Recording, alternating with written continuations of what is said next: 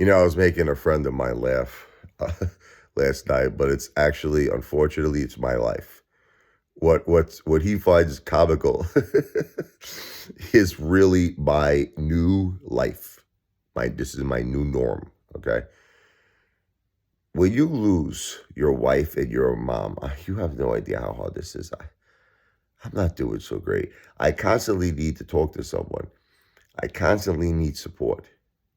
So what happens is that sometimes I'll call people and they're not available because listen, people have lives, right? People got to work, people got their own families, people got their own obligations and things going on. You can't always expect someone to be available to talk to you, right? So I was making my friend laugh. I'll be like in the supermarket and like the lady there, whatever, the cashier, whatever, you'll just start getting into a conversation with her, like, you don't understand the 2 weeks I'm having, oh my God, I just lost my wife. I lost my mom. Next thing you know, you're getting into like a 2 hour conversation with a complete stranger. She has no idea who you are. I was making my friend laugh. I'll call someone like I haven't spoke to in like 30 years or something. Be like, yo, what's up? What's up, Joe? Yeah. Joe, this is Richie. Who? You don't remember we used to go like kindergarten together? I threw a pencil at your head. Forget.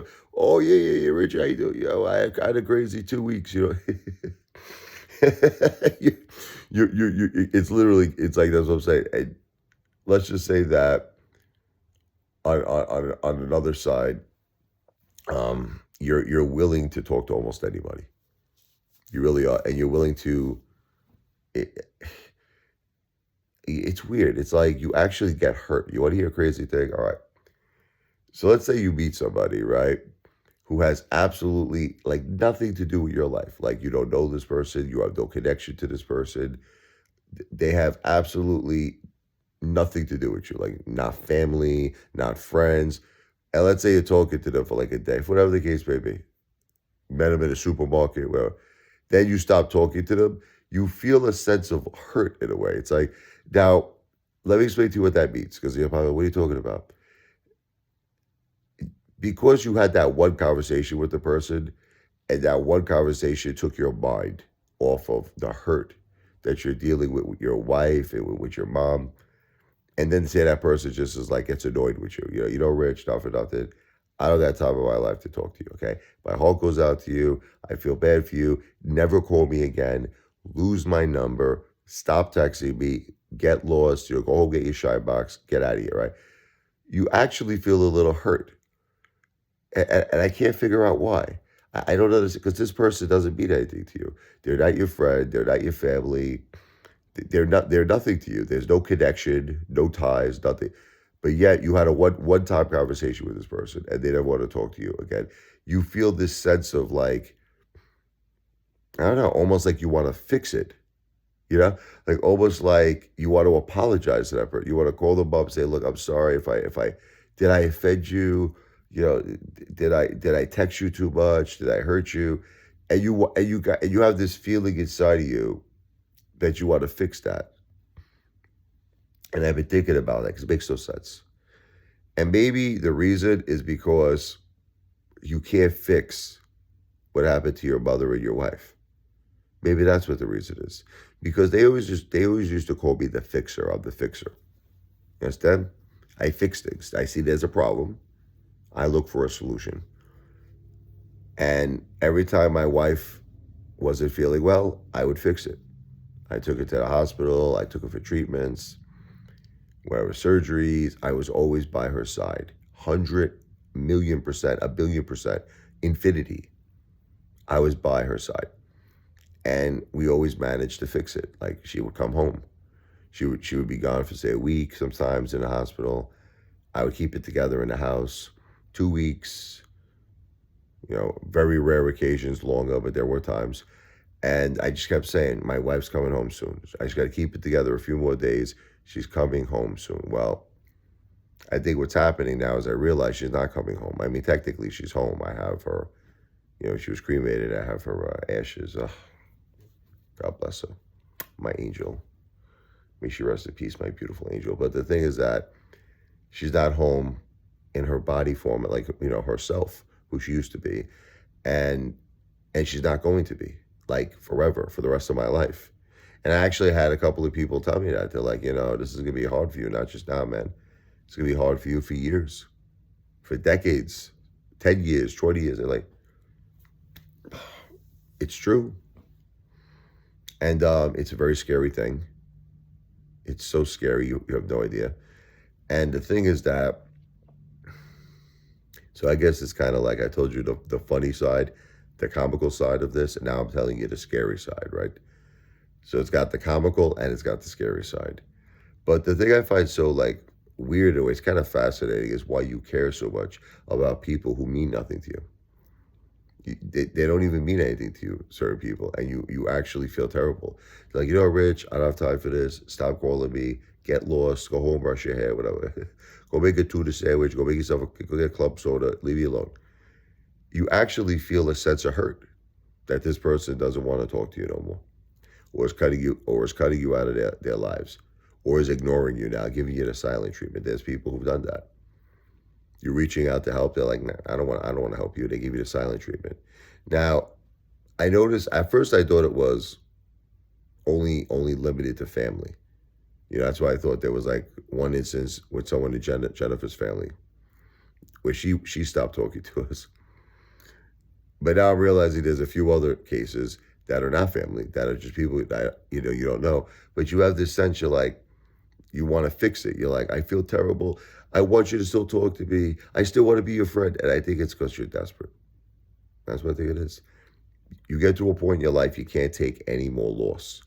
Even if it's a loss that even doesn't matter to you. It's a nobody. And it's also the same thing with my daughter or my son. I don't want them to have any more loss either with their friends. So it's like, there's still that same reaction too. Like if Sophia said, I had a fight with my friend at school, or we're not talking, and I see she's upset, I'm like, can we do something to make it better? Okay. Let's go buy her something at Five Below, baby. It's crazy. It's like, now this is not the person I normally was when Jennifer was here. There's a lot of, unfortunately, Norman Bates psychos in this world. You accept it and you don't want that in your life. You're just like, okay, look, Sophia, you tell them, friends come and go. Don't worry about it.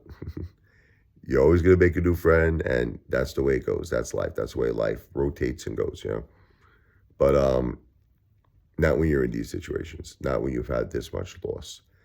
And it's a very scary feeling. And it keeps going back to, I want Jennifer back. I want my mom back. That's all you need. That's all I ever needed. When I had my two beautiful women in my life, I didn't need anything else. And my Sophia and my Michael, of course, I need them. But it's like, it's just too much. I don't know. This was too much. They say God only gives you what you can handle. Well, no. He gave me too much this time. This is too much. I question. I know you're going to get upset. But I say to myself, why would he do, if this is part of God's divine plan, why would you take away everything in my life? Why would you take away my wife and my mother? You couldn't leave one of them to support us, to support the grandkids, like even my mom. You just said she couldn't be here. She couldn't have helped us. She couldn't have made things better for us. But my mom was in really bad health. She couldn't even move. She would stand up. She fell down. She couldn't make it to the bathroom. It was like she was stuck to the recliner. Oh, God bless her, my beautiful mother. You're not in pain anymore, though. God bless you, Ma. Rest in peace, my beautiful angel, my mother. You also feel like you don't even know who you are anymore, You're like, I had a mom, I had a dad, I had a wife. They're all gone now. They're all gone. And you start really wondering, like, was I erased? Was I erased from existence? Like, who am I? It's hard to know who you are when you've been a certain type of person for so long. You've had your wife, your mom in your life. You had all these beautiful people in your lives, and your whole life was based on them. And then they're gone, and you're like, okay, well, who am I now? Like, what do I do? Who do I associate with? Who do I call? Who do I hang out with? When I just hung out with my wife was my best friend. She was my soulmate. I didn't need anybody. I needed my kids. We were a family, and my mom too, like all of us. But that was it. That was like the circle of trust, the circle of love. That circle has been distorted now. There's only me and the kids. No more wife, no more mom. It's really, really, truly, truly heartbreaking and truly devastating. And I am keeping it together for the kids. I know everyone's gonna say this. Oh, I am. The kids are living a normal life. This is stuff that I talk about in private. This is stuff that I feel privately. I don't talk to the kids about this. The kids go to school. They have a normal life. They have their friends. They're eating well. Everything is well. But what do you want me to tell you? After 27 years, I know my wife. 47 years, I know my mom. I'm supposed to just erase that from my mind. I spoke to my mother every day of my life. I spoke to my wife every day of my life. It is truly devastating. Please read the description of this video, by the way, if anyone would like to help our family in our time of need. God bless all of you.